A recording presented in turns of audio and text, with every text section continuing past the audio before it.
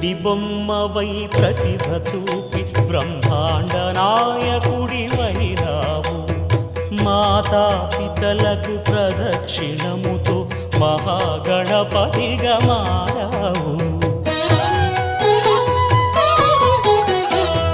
భక్తుల మొరలాలించి బ్రోచుటకు గజముఖ గణపతివైనావు.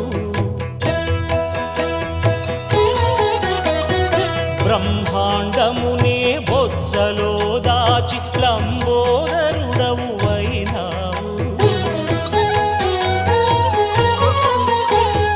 లాభము శుభము కీర్తిని పూర్వక లక్ష్మీ గణపతివైనావు.